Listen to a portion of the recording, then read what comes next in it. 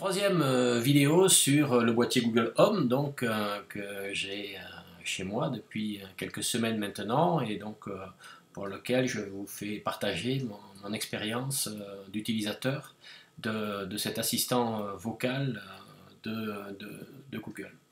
Je vous engage à regarder les deux premières vidéos, celle de la semaine dernière et de la semaine d'avant, sur ce qui fonctionne et puis sur le côté un petit peu plus fun de Google Home. Aujourd'hui, je voulais vous parler de ce qui marche moins bien, parfois même pas du tout, avec ce boîtier. Je pense qu'on a... Excusez-moi, je n'ai pas compris. Alors ça, OK Google, stop. Parfois, ça lui prend aussi de se mêler à la conversation pour dire qu'il n'a rien compris alors qu'on lui a rien demandé.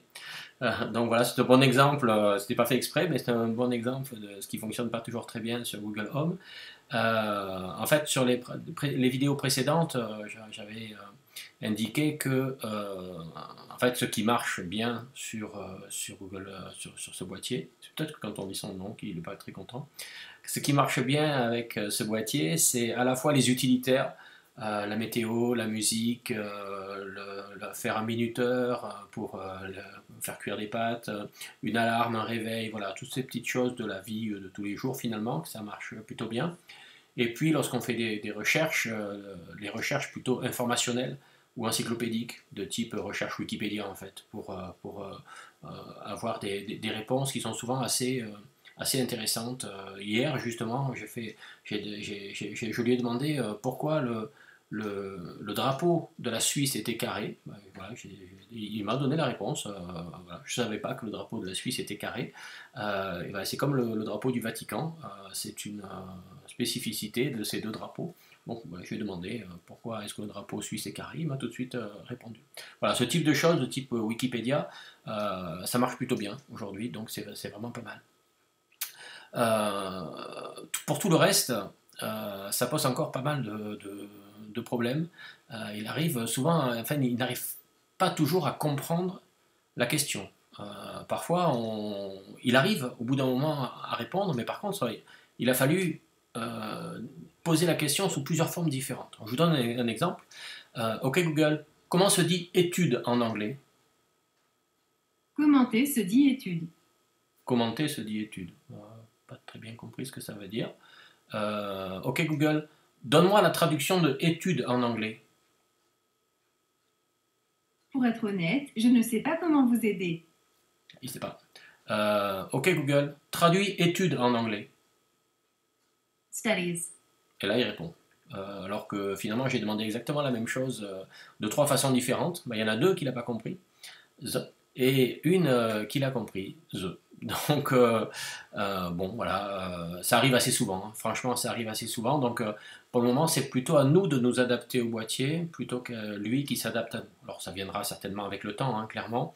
Mais c'est vrai que c'est assez réducteur comme utilisation du boîtier. Il est aussi assez limité sur certains types de questions où il va y avoir une vraie problématique de choix, de comparaison. Par exemple, OK Google, je cherche un avion pour Barcelone. Vol au départ de Strasbourg et à destination de Barcelone. Départ le 3 octobre et retour le 13 octobre à partir de 167 €. Le vol le plus court dure environ 4h10. Alors, il me propose des dates, je ne vois pas pourquoi ces dates-là, pourquoi pas d'autres.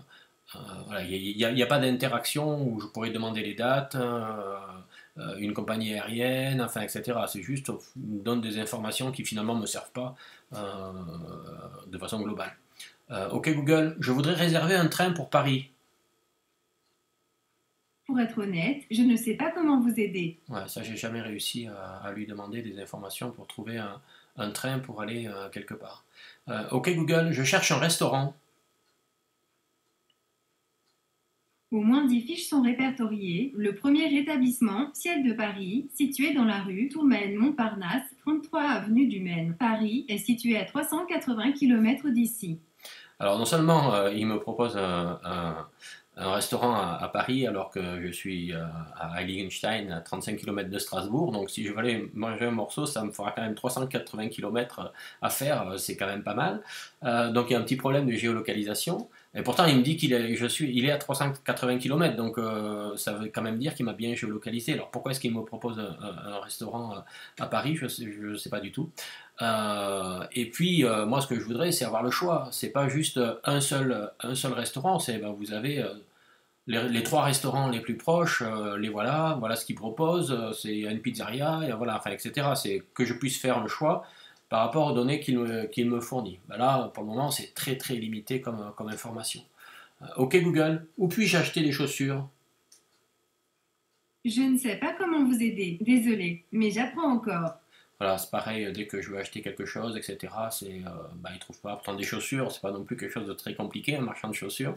Il y en a dans le coin, hein, mais bon, voilà, il ne sait pas faire. Donc tout ça, tout ce type de questions, aujourd'hui, c'est pas utilisable sur Google Home. Et puis, finalement, il y a pas de comparaison, il n'y a pas d'intelligence. Hein. On nous vante l'intelligence artificielle, les réseaux de neurones, etc. Il n'y a pas une once d'intelligence dans ce boîtier. On lui pose des questions, il essaie de les comprendre. C'est des systèmes de reconnaissance vocale pour essayer de comprendre, avec des algorithmes de type RankBrain aussi, etc., pour essayer de comprendre ce qu'on dit. Ça va faire une interrogation sur le web et puis bah, ça va donner des réponses, mais enfin c'est très très basique, hein, c'est vraiment très basique comme outil. Alors bien sûr ça va s'améliorer hein, dans les années qui viennent, mais bon, il ne faut pas lui demander ce qu'il ne sait pas faire aujourd'hui, c'est-à-dire à peu près tout, sauf comme je le disais, des recherches informationnelles, encyclopédiques ou des petits utilitaires. Enfin, on aura l'occasion d'en reparler dans la conclusion la semaine prochaine. Quelque chose qui marche pas, enfin qui est un peu bizarre, hein, c'est le mode conversationnel. Alors, avant d'avoir le Google Home, enfin quand j'ai commencé à tester le Google Home, j'ai posé la question à Google sur Twitter, le compte Made by Google, pour lui demander est-ce que le mode conversationnel existe, c'est-à-dire ben, discuter quoi. C'est pas pour éviter de dire ok machin, je ne dis pas sinon il va se déclencher, mais pour éviter à chaque fois qu'on lui pose une question de dire ok machin. Donc qu'il puisse y avoir une vraie conversation. Et le compte Twitter Made by Google m'a dit que le mode conversationnel n'existait pas sur Google Home. Or, je me suis aperçu, et vous en êtes peut-être aussi aperçu si vous avez regardé les vidéos précédentes, qu'il existe parfois ce mode conversationnel. Par exemple, ok Google, je m'ennuie. Trouver des façons de passer le temps, c'est ma spécialité. Je peux vous raconter une devinette, vous proposer une anecdote ou un proverbe. Une devinette. C'est parti. Que fait une vache quand elle réfléchit? Du lait concentré. D'accord. Donc là, j'ai pas dit OK Google. Il y avait un mode conversationnel, donc qui est vraiment une bonne chose à l'avenir. Sauf que en règle générale, ah oui, j'ai dit OK Google, pardon. OK Google, stop. Donc non, ça va? Pardon, je ne comprends pas. Pas grave.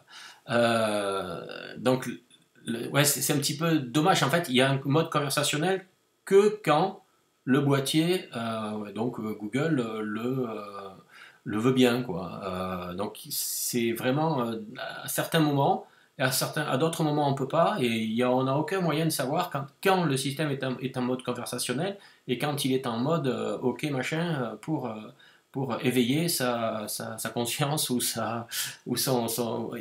éveiller le système pour qu'il réponde. Donc en fait, ça devient très compliqué parce que des fois il faut dire ok machin, d'autres fois il n'y a pas besoin, donc c'est pas bon quoi, clairement, donc finalement on le fait pas parce qu'on ne sait jamais s'il faut dire ok machin ou autre.